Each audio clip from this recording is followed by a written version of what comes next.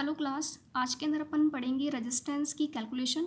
First of all resistance का series के अंदर कनेक्शन। सीरीज़ कनेक्शन इसको अपन हिंदी के अंदर श्रेणी कनेक्शन भी बोलते हैं। श्रेणी कनेक्शन।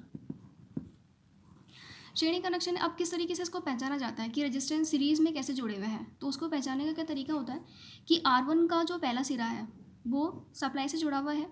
अब R1 का जो दूसरा सिरा है वो R2 रेजिस्टेंस के पहले सिरे से जुड़ेगा और R2 का जो दूसरा सिरा है वो R3 रेजिस्टेंस के पहले सिरे से जुड़ेगा और R3 का वापस बैक होकर के सप्लाई में आ जाएगा। इसके आगे और भी रेजिस्टेंस अगर इसी तरीके से जुड़ सकता है, कितने भी रेजिस्टेंस लिए जुड़ सकते हैं। मैंने यहाँ पे फॉर एग्जांपल 3 रेजिस्टेंस को कैलकुलेट किया है। तो अब यहाँ पर अपन निकालेंगे कि RT किस तरीके से निकाला जाएगा। इन तीनों रेजिस्टेंस का अगर इक्विवेलेंट रेजिस्टेंस निकाला जाए, तुल्य प्रतिरोध अगर उसको निकाला जाए तो उसका फॉर्मूला क्या रहेगा यहाँ पे RT equals to R1 plus R2 plus R3। Simple ही ये तीनों रेजिस्टेंस ऐड हो जाएंगे। इसके आगे भी सर्किट में और रेजिस्टेंस जुड़े हुए होते हैं, जैसे जैसे R3 के आगे एक रेजिस्टेंस और R4 जुड़ा हुआ होता, RA5 जुड़ा हुआ होता। तो सिंपल यहाँ पे R3 plus R4 plus R5 इस तरीके से फॉर्मूले के अंदर अपन ऐड कर देते हैं। इसका एक फॉर्मूला और है RT equals to R into n. ये फॉर्म ये वाला जो सूत्र है वो यहाँ पे यूज़ किया जाता है जहाँ पर बहुत सारे रेजिस्टेंस जुड़े हुए होते हैं, लेकिन उनमें कंडीशन होती है कि उन सभी रेजिस्टेंस की जो वैल्यू होती है वो सेम होती है। तो इसको अपन आगे क्वेश्चन करेंगे तब देखते हैं इसको। अभी ये वाला जो चीज़ है ये इस वाले डायग्राम के लिए है कि जो V1 है वो R1 के अक्रॉस वोल्टेज ड्रॉप है, V2 जो है R2 के क्रॉस वोल्टेज ड्रॉप है और जो V3 है वो R3 के अक्रॉस वोल्टेज ड्रॉप है। और जो I है यहाँ पे इन तीनों में से बहने वाली धारा है। तीनों में एक ही करंट बहेगी। यहाँ से जो करंट जाएगी R1 के अंदर I1 उसको नाम दे सकते हैं, फिर आगे I2 नाम दे सकते हैं, I3 नाम दे सकते हैं, लेकिन टोटली करंट क्योंकि उसको बहने के लिए पाथ एक ही है, इसलिए सीरीज सर्किट में जो बहने वाली करंट होती है हर एक रेजिस्टेंस में वो करंट आपकी सेम होती है हमेशा। सिंपल आर की यूनिट ओम होती है, वोल्टेज को वोल्ट में नापा जाता है और आई को एम्पेयर के अंदर नापा जाता है। अभी जैसे अपन एक फॉर एग्जांपल एक क्वेश्चन इसका सॉल्व करते हैं कि सर्किट डायग्राम दिया हुआ है यहाँ पे R1 R2 R3 और R4 चार रेजिस्टेंस लिए हुए हैं। तो उसके अंदर वैल्यू दी हुई है आपको R1 36 ओम, ये वाला R2 है 40 ओम, ये वाला R3 है 60 ओम, R4 है 50 ओम। वोल्टेज जो लगाया गया है यहाँ पे टर्मिनल वोल्टेज या टोटल वोल्टेज वो 220 वोल्टेज है। अब इसके अंदर RT कैलकुलेट करना है और I1 I2 I3 I4 यहाँ पर ये निकालनी है इस क्वेश्चन के अंदर। तो सीरीज सर्किट है, इसको सबसे पहले पहचान लेते हैं अपन की सीरीज सर्किट कैसे है, ये कैसे पता पड़ेगा कि इस वाले रेजिस्टेंस का जो फर्स्ट सिरा है वो सप्लाई से जुड़ा हुआ है और सबसे जो आखिरी जो रेजिस्टेंस है उसका जो सेकंड सिरा है वो उससे जुड़ा हुआ है। अब यहाँ पे जो करंट आएगी I1 वो इस R1 के अंदर फ्लो होगी और वही करंट यहाँ पर जा कर के इस R2 के अंदर फ्लो होगी और वही करंट आगे जाके इस R3 में फ्लो होगी और वही करंट आगे जाके R4 के अंदर फ्लो होगी। तो आई करंट को बहने के लिए यहाँ पे कोई और रास्ता नहीं है कि यहाँ से कोई एक वायर निकल रखा हो या यहाँ से कोई एक वायर हो, उसको जाने के लिए एक ही रास्ता है। तो इसलिए वो करंट सेम होगी और इसी चीज़ से पता लगता है कि ये चारों जो रेजिस्टेंस है वो आपस में सीरीज कनेक्टेड है। तो नाउ इसके जब अपन सॉल्व करते हैं 36 प्लस जहाँ पे जो इसकी वैल्यू दी गई है सबसे पहले अपन फॉर्मूला उसको राइट डाउन करेंगे, फिर वहाँ पे इनकी वैल्यू पढ़ करके सिंपल इसको ऐड कर देना है। तो यहाँ पे RT जो है 186 ओम आ जाएगा। अब इनमें अलग अलग करंट निकालनी थी, अलग अलग करंट निकालने की यहाँ पे आवश्यकता नहीं है क्योंकि सभी करंट सेम रहेगी। तो I1 I2 I3 I4 इस बराबर है I के। तो IT निकालनी है, टोटल करंट निकालनी है, तो फॉर्मूला भी उसका उसी तरीके से लिखा जाएगा I equals to V upon R normally formula होता है। तो VT इधर आ जाएगा और एक RT यहाँ पर आ जाएगा। VT गिवन है 220 वोल्ट, तो ये 220 हो जाएगा। यहाँ पे RT मैंने कैलकुलेट कर लिया है तो 186 हो जाएगा। अब इसमें इसका अपन जब डिवाइड करेंगे तो 1.182 एम्पियर ये इसकी IT करंट हो जाएगी। ओके, अभी इसका एक क्वेश्चन और लेते हैं कि अगर 100 ओम के प्रतिरोध 1000 बार सीरीज में जुड़े हैं तो उसका RT निकालना है। ठीक है, किसका तुल्य प्रतिरोध कितना होगा जब 100 ओम की रेजिस्टेंस है। ठीक है, 100 ओम का रेजिस्टेंस है, इस तरीके से करते हुए वो डेडेडस 1000 बार जुड़े हैं तो R इंटू एन इसका फॉर्मूला होता है। R दे रखा है अपन को 100, एन दे रखा है 1000 बार जुड़ा हुआ है, तो 100 इंटू 1000 ये इसकी वैल्यू हो जाएगी 10 टू द पावर 5, इसका आंसर आ जाएगा। यहाँ पे आपको सिंपल वो फॉर्मूला यूज़ नहीं करना है R1 + R2 + R3 + R4 कि इसको ऐसा करके 1000 बार जोड़ेंगे, इसलिए ये फॉर्मूला काफ़ी ईजी रहता है सॉल्यूशन के अंदर। अब सीरीज सर्किट के अंदर जो स्पेशल चीज़ जिस तरीके से क्वेश्चन किस तरीके से आता है एग्जाम में, कभी कभी इनडायरेक्टली क्वेश्चन भी आ जाते हैं, तो सीरीज सर्किट के अंदर ये पूछ लिया जाता है, या पहले चीज़ को अपन समझ लेते हैं कि दो रजिस्टेंस जैसे लिए हैं, एक छोटा सा एक एग्जाम्पल लिया हुआ है, तो इसके अंदर धारा सेम रहेगी, वोल्टेज जो अलग अलग रहेंगी। वोल्टेज खैर उन रजिस्टेंस की वैल्यू पर निर्भर करता है, लेकिन दोनों के अंदर जो बहने वाली धारा है वो सेम रहेगी। तो एक बार शॉर्टली क्वेश्चन आ जाता है कि सीरीज रेजिस्टेंस के अंदर क्या चीज़ सेम रहती है, तो उसके अंदर धारा जो होगा वो उसका करेक्ट आंसर हो जाएगा। यहाँ पे कुछ एक इम्पॉर्टेंट चीज़ भी बनाई हुई है कि सीरीज़ कैसे फ्लो होती है, करंट किस तरीके से पाथ यूज़ करती है चलने का। तो एक 3 रजिस्टेंस लिए हुए हैं यहाँ पे, प्लस माइनस यहाँ सप्लाइसेस को कनेक्ट किया हुआ है। तो जो करंट यहाँ पे जो फ्लो होगी वो करंट किस तरीके से फ्लो होगी, देखिए करंट यहाँ से जो आएगी इस तरीके से इस R1 के अंदर आएगी। अब उसको जाने का कहाँ रास्ता है, यही रास्ता है, वो करंट यहाँ तो जाएगी नहीं क्योंकि वहाँ पे तो कुछ रेजिस्टेंस नहीं जुड़ा हुआ है, तो वो करंट जाएगी इस तरीके से, फिर वो करंट वापस कहाँ जाएगी, इसमें चली जाएगी। तो करंट जो है वो जाने के लिए एक ही पाथ यूज़ कर रही है, इसलिए यही पाथ यूज़ कर रही है, इसलिए रेजिस्टेंस जो है दोनों आपस में सीरीज़ में कनेक्टेड है।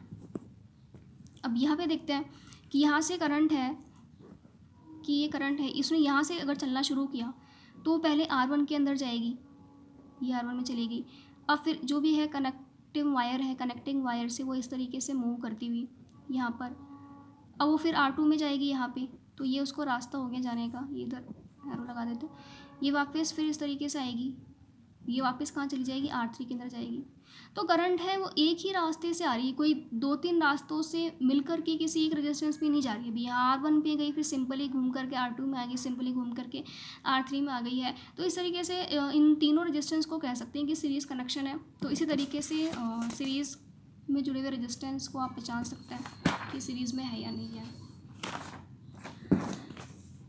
अब आगे इसके अंदर आता है एक पैरेलल कनेक्शन। सीरीज़ कनेक्शन अपन ने पढ़ लिया, अब आता है आगे पैरेलल कनेक्शन।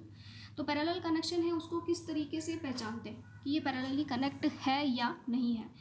तो ये रेजिस्टेंस यहाँ पे लिए हुए हैं R1, R2, R3 और R4। ये चारों रेजिस्टेंस के जो सबसे पहले वाले सिरे हैं वो देखिए आपस में जुड़े हुए हैं यहाँ पे, और इन सब के जो दूसरे सिरे हैं ये आपस में जुड़े हुए हैं। तो इस प्रकार अब जो ये कनेक्शन बन गया वो कनेक्शन कहलाएगा पैरेलल कनेक्शन। ठीक है, ये यहाँ पे इसको फिर अपन सप्लाई पॉइंट से इसको ऐड कर देंगे। वी सप्लाई वोल्टेज ले सकते हैं यहाँ पे। अब जाने वाली जो करंट यहाँ पे I1, I2, I3, I4 है, वापस इस ये करंट यहाँ से बहना स्टार्ट होगी, और जितने भी पाथ उसको मिलेंगे, जितने भी रास्ते उसको मिलेंगे, वो वहाँ पे मूव होना स्टार्ट हो जाती है। अब यहाँ पे इसको सॉल्व क्या करते हैं, इसके अंदर RT निकालना होता है, टोटल रेजिस्टेंस। तो उसके लिए फॉर्मूला अब यहाँ पे थोड़ा सा अलग है कि 1/RT = 1/R1, 1/R3 + 1/R4।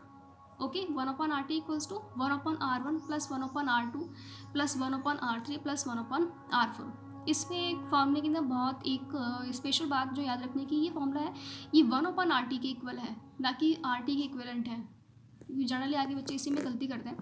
तो RT = ये, इसको आगे अपन जो भी है न्यूमेरिकल वैल्यू दी हुई होगी उसको कैलकुलेट करके RT निकाल लेंगे। एक फॉर्मूला इसके अंदर एक ये वाला भी है कि जब बहुत सारे रेजिस्टेंस जुड़े हुए हो और शर्त उनकी ये है कि उन रेजिस्टेंस की जो वैल्यू है वो सेम रहनी चाहिए, तब वहाँ पर आप ये वाला फॉर्मूला यूज़ ना करें क्योंकि बहुत ज़्यादा लेंथी हो जाएगा। तब सिंपल एक ही फॉर्मूला यूज़ करते हैं R/N। यहाँ पे आप इस सर्किट में देखते हैं I1 जो है R1 में बहने वाली धारा है, I2 जो है R2 में बहने वाली धारा है, और I3 जो है वो R3 में बहने वाली धारा है, और I4 जो है R4 में बहने वाली धारा है। यहाँ पे और भी रेजिस्टेंस है वो कनेक्ट हो सकते हैं, फॉर एग्जांपल मैंने चार्ट लिया है। अब इसके अंदर वही स्पेशल चीज़ एक नोट करने वाली बात कि R1, R2, R3, R4 या चाहे कितनी भी रेजिस्टेंस हो, उन सब के ये पॉइंट जो है यहाँ पे इस एक सप्लाई वोल्टेज से जुड़े हुए हैं, इसलिए हर एक रेजिस्टेंस के अंदर जो वोल्टेज होगा वो यही वोल्टेज जाएगा। से यही वाला वोल्टेज R4 को मिलेगा, पूरा पूरा ये वोल्टेज R4 को मिलेगा। ये पूरा वोल्टेज है, यहाँ से देखते हैं ये पूरा वोल्टेज है, ये इस R3 को मिलेगा। ये यहाँ से ये पूरा वोल्टेज है इस R2 के अंदर जाएगा और पूरा वोल्टेज है इस R1 के अंदर जाएगा। तो इसके अंदर जो बहने वाली जो करंट है, ये करंट क्या रहेंगी, अलग अलग रहेगी। बाकी जो वोल्टेज है वो सब में सेम रहेगा। तो वोल्टेज सब रेजिस्टेंस में सेम रहेगा और जो आई है वो अलग अलग रहेगी। डिपेंड करती है आई उन सर्किट का कितना रेजिस्टेंस है। अब चलिए एक एग्जांपल करते हैं सॉल्व कि दो रेजिस्टेंस मैंने लिए, एक 60 ओम का है, एक 40 ओम का है। इनको पैरेलल में जोड़ा है। पैरेलल में कैसे जोड़ा है ये कैसे पता लगेगा, इनके जो फर्स्ट वाले सिरे वो जुड़े हुए हैं सप्लाई के एक पॉइंट से, जो सेकेंड वाले सिरे हैं ये जुड़े हुए हैं सप्लाई के दूसरे पॉइंट से। तब इस क्वेश्चन में एक RT निकालना है। तो RT के लिए जो फॉर्मूला रहेगा वो रहेगा 1/RT plus 1/R1 plus 1/R2 plus जितने भी रेजिस्टेंस है वो आप ऐड कर सकते हैं। अभी दो दिए हैं तो अपन दो ही लेंगे, 1/60 प्लस 1/40। अब इसका यहाँ पे 120 LCM लिया है, इसको कैलकुलेट सॉल्व किया है तो 1/RT इक्वल्स टू 5/120 आया।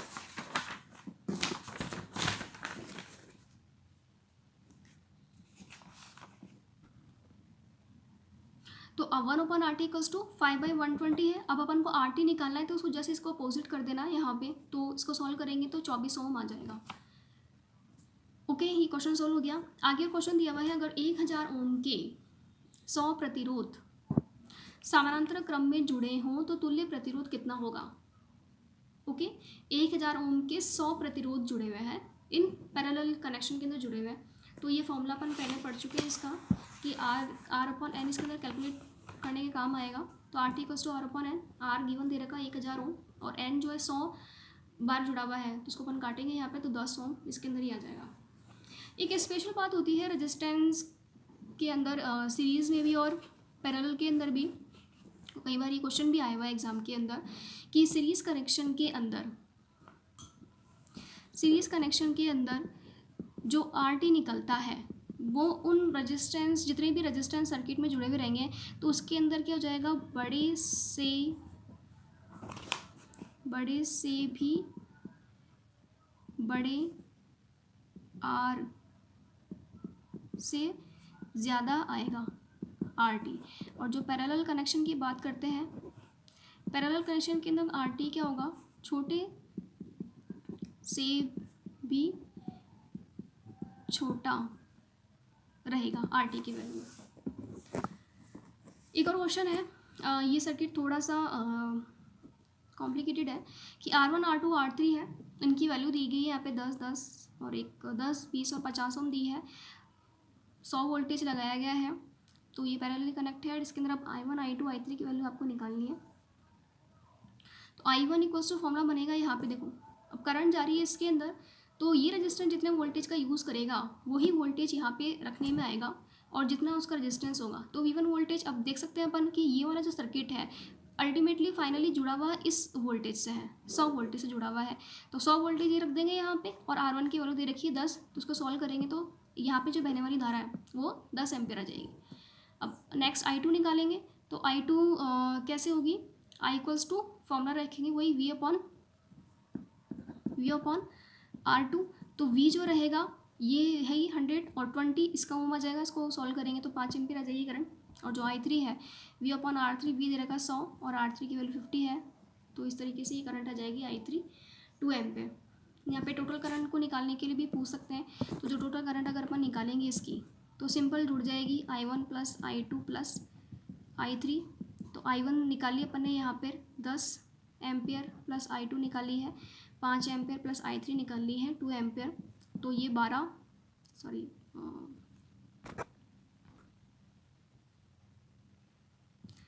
17 एम्पियर की टोटल करंट आ जाएगी। यहाँ पे जो भी फाइनल आंसर आए उसको ब्रैकेट में क्लोज कर सकते हैं। तो I2 इक्वल्स टू 17 एम्पियर इसकी करंट हो जाएगी।